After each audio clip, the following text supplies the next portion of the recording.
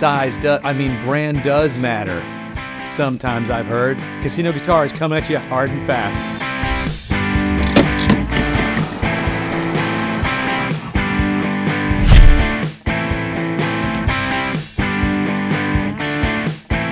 It's me, Baxter and Jonathan. So we're talking about the brand name of the guitar, and it might not make sense. It might be completely illogical, and I fully admit it. I'll admit it to you and everyone out there. There's no sense in it, but it matters. It does matter. It matters, and it matters in business. It matters in your own psychology. Sometimes it matters in the quality, but not always. Let's get into why. It's just science, Baxter. It's ridiculous. Science. You know that we're very scientific-minded folks as guitar players.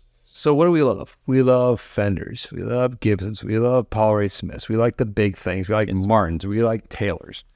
And we were sort of doing like an intellectual argument, thought grenade exercise this morning. Like, what if those PRS SEs just were a different brand? Like, what if they didn't say PRS? Yeah. Because when you buy an SE, you're still getting a PRS. 100%.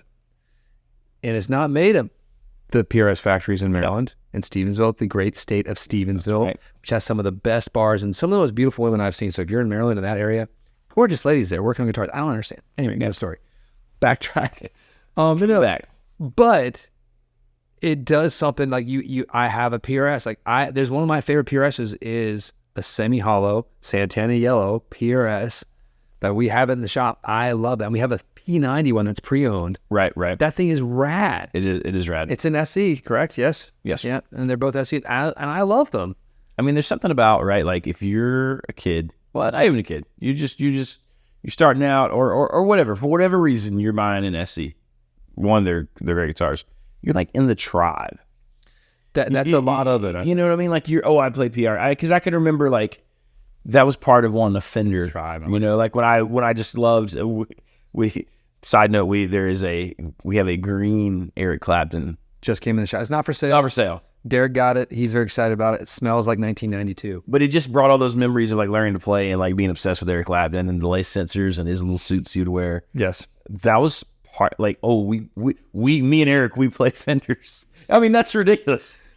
Because it's not true. Well, but in my brain, that was a big part of it, right? And we use PRS as sort of like the first example because, Fenders, Squires. Well, it doesn't say Fender on it. It says Squire by Fender. Tiny little letters. Epiphone doesn't say Gibson. Right. And what if those Epiphones that people like to dog on the internet sometimes, or raises the greatest guitars ever, what if that guitar, the exact same guitar, said Gibson? Well, we did a video last week or whenever it came out, and talking about like, and we both said, hey, our perception of Epiphone is 20 years old. I think I would have a totally different perception if as a teenager, when I would see those Epiphones, the headstock would be the same, and it would say like Gibson, like Gretsch does this, right? Like the Electromatics, you can barely tell.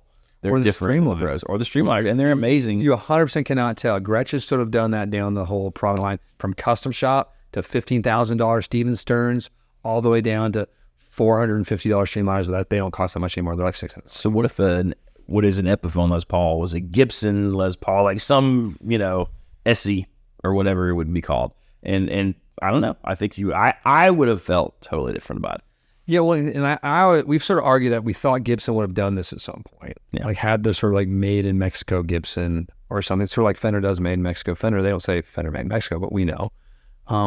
But the price point is tricky because their Epiphones are already pretty expensive. Yeah. Sort of tricky lane. Now I'm going to play devil's advocate here for a minute. I like devil's. I'm playing Diablo 4 still. I'm almost done with the campaign, maybe. I'm like level 46 Necromancer.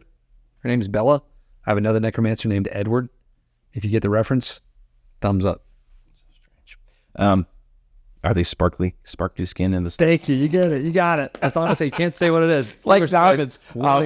You wouldn't like me. I'm a monster. You look really like a Barbie doll. I'm a perfect predator. Yes. I'm the apex predator. Apex predator. Like a great white shark. So good. Yeah. Okay, continue. Anyways. Sorry. So, in the case of Gibson, right? Because again, we're not saying one is right or the other. We're just saying thought experiment. Because when you see a Gibson Les Paul, yes, there is some prestige there. You're not wondering, oh, is that an SC? Is that one of the like lower end ones? Is that a cheaper one? Like anytime anybody brings it out and it says Gibson on the headstock, you're like, damn. But psychologically, we've done, like, it's weird. Like, a lot of folks, the Gibson snobs, have been like, oh, Gibson Studio. Oh. So, well, yeah. So that's become like, is that the made in Mexico Gibson, even though it's made in the USA? Sort of. In people's psychology. So if they did have a made in Mexico Gibson, I'm just saying there's that weird gatekeeping thing there, right? Like, well, Gibson is only for this level of player. Well, don't get me wrong. We've done videos on this where I feel like all the brands, all the major manufacturers are sort of creating this sort of luxurification, fancification, luxurification, whatever word I want to make up that doesn't make sense, of their guitars, to where it's going to become so expensive for some, the entry level is so high that even the built in Mexico pieces are, they're pushing $1,000, which is still mind-blowing, right? The SCs and the Epiphones are all pushing $1,000, so it's, and then we're talking our major manufacturers, because that's what this is. This is the major leagues right now. We're not talking minors. Everyone knows I'm a boutique lover, and I even like some of these weird ones that are not boutique and not major, but they're sneaking out there, like Reverend. It's a great guitar. Some of them are really great. I mean, like, they're all great guitars. Some of the models don't speak to me as much, but some of them. But when I say that name, a lot of folks out there don't know what Reverends are, which is wild to me. But yeah, and that's understandable though, because it's like a lot of people don't know, like, an ice cream cookie is like one of the best desserts either. You have like two, like, like chocolate chip cookies with ice cream in the middle. It's one of the greatest things ever. Some people don't get that. Like, no, I like Skittles. That's the worst sugar. Get this ice cream sandwich. Just go in. 38,000 calories in one bite. Sorry, just go. It's like a Frappuccino, just mainlining it. Yeah, that sounds good right now. Gross. You have anti-coffee bias. I'm sticking to the grave to that one, kids. No, probably best. No, but the Reverends aren't major. No, because it's not a major brand. We live in the world of like these great boutique things, these really expensive ones, these great custom shops, these fancy Gibson custom shops, high-end Taylors, Martins, Loudons. But there's this whole world of like Reverends and other guitars that are really quality guitars that are not heard about by the mainstream as much because they don't have that mainstream legacy, history, and marketing. That's funny that you say that there are these like this alternate universe of quality guitars. Lots of pro gigging guys are out there playing. But yeah, it's easy to fall prey to that. Well, no, and I admit it fully. Absolutely. I live in fanboy world, like in some shop world or whatever. I do. But don't get me wrong. I think they're better instruments too. But you have to weigh diminishing returns of price of entry to price that paid for this fantastic thing. I was talking with a dear strange friend of mine. We possibly future ex-husband, I like to call him, Louis Beeman, the other day, and I admitted to him because he's like the Squire classic vibe fanboy. I think he has like classic vibe tattoo like on his chest. It goes up to like here. I told his kids that like I'm gonna be their new mommy just to horrify them. He's a sweet man. It's not really true. I'll be like an uncle. I'll just live in the closet over there. But he's like, he loves, and I love classic vibes too. We talk, like, I admitted to him, like, listen, I'm a total fanboy. When it says Gibson, I like it even more. I just do. That's just what it is. I know the true quality that goes into these builds too, and sometimes you can get it. That's a whole other discussion, but the brand name matters. It does for helping sell it. That's the idea. And I'll jump back to PRS SC for a minute. I like when I just do that. It's kind of like the Polyphia, like, your turn to play. A little squeeze. It's like tap in. I really enjoy that part of that video. No, back to SC. Hats off to PRS for they get those guitars. They're building these great factories, just building those things for them. They ship them over here. They're taken out, they're checked, they're inspected, then they're set up, then they're reboxed, and then they're shipped to the shops. Yep. All the shops, from Sweetwater to lowly casino guitars. We're like, I will take the crumbs, thank you. But no, they do that. That's unheard of. It's unheard of. So it's not a commonality. So I respect that. But to the initial points too, I wanted to say that on the headstock. Yes. It might say that stupid little print thing on the back of the headstock, which I hate that PRS does that. I hate it. I don't understand. I asked them once, I was like, why do you do that? Oh, we have to do it to show where it's made. Do you have to do that? Is it legal? Do you have to do it? I don't understand. Anyway, I hate it. But I love that it says PRS because I have a PRS. Yeah, that's cool. I like when it says Fender. Even if it's like a lowly made in Mexico Fender, which I have several of. Don't worry. This one's sort of purple. Whatever. It's a long story. That's true. Has a history to it. Can't talk about my wife. We get mad. But no, it's like, I like that it says Fender. And I would like it if the Epiphone said Gibson sometimes too. But maybe Epiphone is being built as a brand that's going to stand on its own when they did the USA Gibson Epiphones. That's I mean, and they're all sort of individuals, right? Like Epiphone was its own brand, like it did stand on its own. And it sure was. It's just odd. But bottom line, we're not talking about playing quality or could you get by with this or is this okay? We're talking about in your brain, in our brains, the brains of us strange guitar players. Ridiculously idiotic brains. It matters. It matters. I vote yes. Let's on pinky touch. Matters. It's the matters touch. So if you have thoughts on that, you think we're completely insane, let us know. Oh, sure. We'll have our intern Dylan can check the comments on that. Yeah. I'm not an intern. I actually work here. I'm a member of the... I know, whatever. We're still going to give you a wedgie, probably a swirly letter. Enjoy that, Dylan. Yeah, so you'd call, ask for Dylan. Big, how's your hair? How was the swirly? I don't know.